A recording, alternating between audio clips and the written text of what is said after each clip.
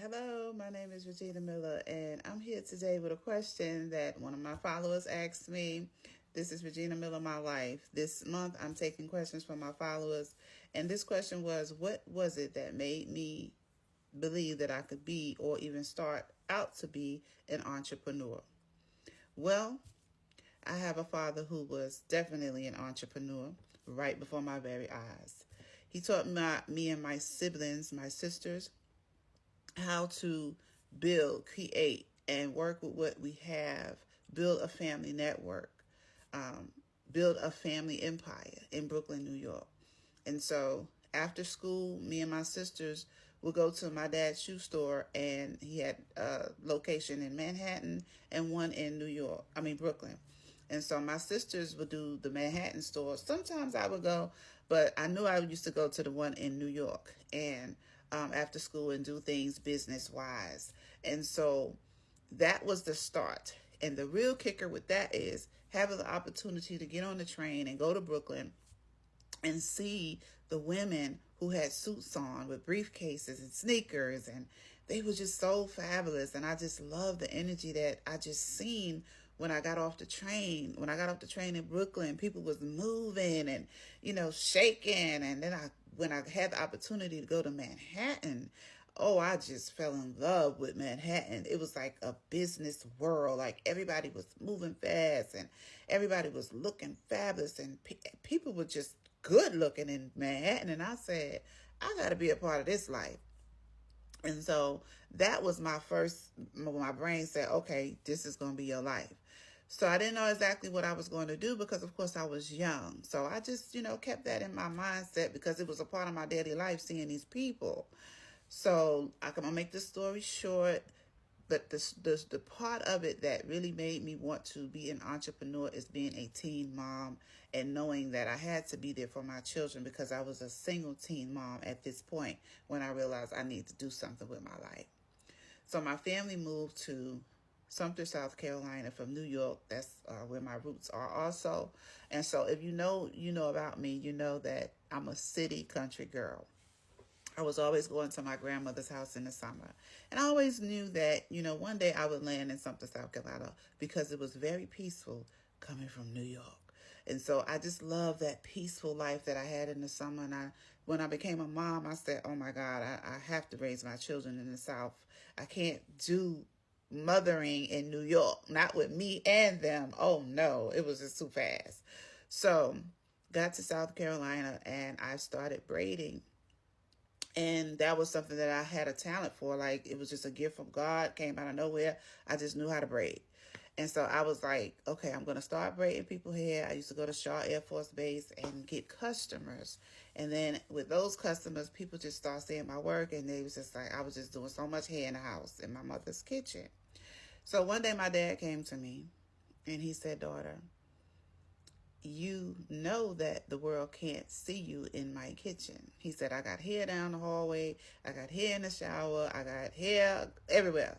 He was like, we got to come up with another alternative. And he was very supportive in saying that because my dad saw me grind and he knew I was talented. He saw the people coming to his house. I used to do like 3 heads a day. I had a client at 6 a.m. I had a client at 1 a.m. I had a client at 1 p.m. I had a client at 6 p.m., 7 p.m. And I used to work it. You hear me? My children were small. This was the years when I was trying to do that before they got to the age of, going to kindergarten because I didn't like childcare. And you know that from my past videos also. So here I am, my dad, we took the alternatives, which was we went to look at the beauty school, Sumter Beauty College. And we went. And I filled out the paperwork and I got accepted. And my life changed. And so after beauty school, I realized that I can do more than just braids. I can do everything. Maybe I can even open a salon. Like, wow, the possibilities was amazing versus being in my house braiding. And then I go to beauty school and get this license and boom. Now I'm the first black-owned salon owner, black-owned, with a salon and spa in Sumter, South Carolina. I employed 10 people making thousands of dollars a week. And here I am. I'm this businesswoman. And I'm like, thank God for my father. Rest in peace right now.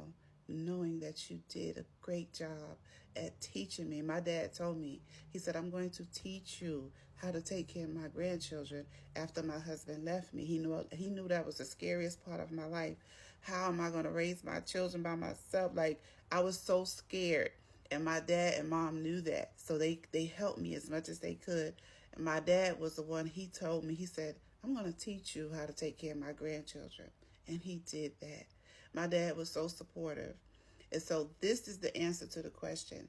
Having small children at a young age and seeing the possibilities that the world had to offer me with what I already had gifted in me, I knew I could be something great. And the one thing that really stood out with me was time. Time. I needed time with these small babies. I needed time to run. If someone called me, I couldn't be on someone's schedule when my little children called me. Being a single mom meant so much to me to be available for my children because I was their only parent available. So time forced me to be an entrepreneur. It was the time, everyone.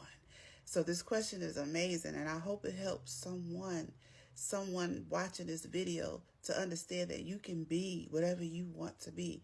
Having my own salon now, 34 years later, I've owned 7 salons. Um, I have, my boutique. The possibilities are just amazing. I'm behind the chair now.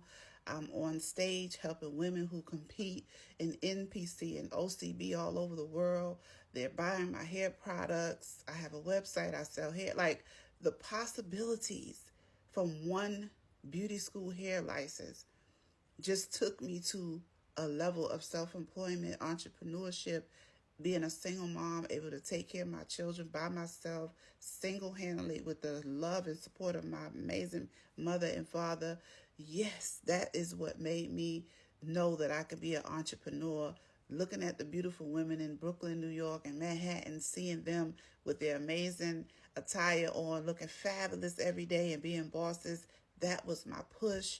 That was, I know if they can do it, I can do it. They're from New York. I'm from New York. And just going to get that license, just when I got that license in my hand, I knew that I can do anything with it. And opening my first salon, the reason why I went into the salon business, in my own salon, when I worked in other people's salon, they didn't like me. They treated me bad. They treated me so bad. That's another video. But I want to let y'all know that when people treat you bad, they see something in you that's greater than what they see in themselves. And they try to knock you down so you won't be greater than them. And that's what happened. So I saved my money. I did what I had to do. And I became Regina Miller, this salon mogul, hair salon owner. And I'm still grinding 34 years